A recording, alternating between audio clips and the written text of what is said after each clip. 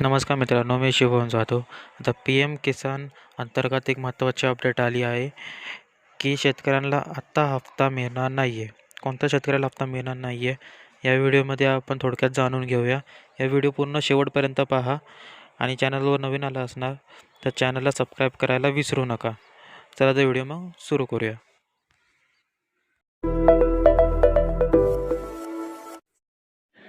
जसं की आपण या वेबसाईटवर आल्यानंतर पाहू शकतो की पी एम किसानचा जो 20वा हप्ता आहे, 2 ऑगस्ट 2025 रोजी वाटप करण्यात आला होता.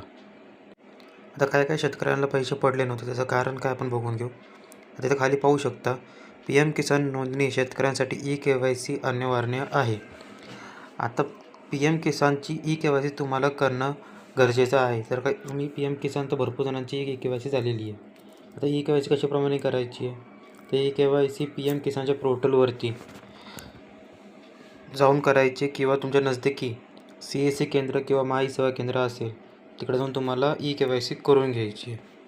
आता भरपूर शेतकऱ्याला या योजनेचा लाभ घेता येणार नाही आहे, कारण नियम अटीमध्ये ते बसत नाही. त्यामुळं आत्ता 1 फेब्रुवारी 2019 नंतर ज्यांच्या नावावर जमीन झाली आहे त्या शेतकऱ्यांना या योजनेचा लाभ घेता येणार नाही आहे.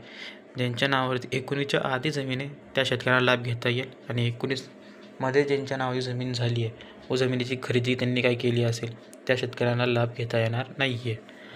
आता दुसरा नियम असा आहे की एका कुटुंबातली एकापेक्षा जास्त लोकांनी तर काय या योजनेचा लाभ घेत असतील, म्हणजे पती पण लाभ घेते, पत्नी पण लाभ घेते, वडील धारेमधले पण कोणतरी एकजण लाभ घेते, तर त्यांचा पी एम किसानचा हप्ता तात्पुरत्यासाठी स्थगित करण्यात आला आहे, म्हणजे थांबवण्यात आला आहे. म्हणजे कुटुंबातल्या कुठल्या तरी एकाच व्यक्तीला पी एम किसान योजनेचा लाभ घेता येईल. जर तुम्हाला 20वा हप्ता आला नसेल तर पी एम किसानच्या ॲपवरती किंवा पोर्टलवर जाऊन तुम्हाला स्टेटस चेक करायचं आहे. स्टेटस चेक केल्यानंतर तुम्हाला पुढचं स्टेटस काय दिसतं तेव्हा तुम्हाला माहिती कळेल की का आला नाही म्हणून, कारण तिकडे तुम्हाला दिसून येईल. आणि अशाच नवीन अपडेटसाठी चॅनलला सबस्क्राईब करून ठेवा आणि व्हिडिओला लाईकसुद्धा करा. असे आपण नवीन अपडेट देत असतो. धन्यवाद.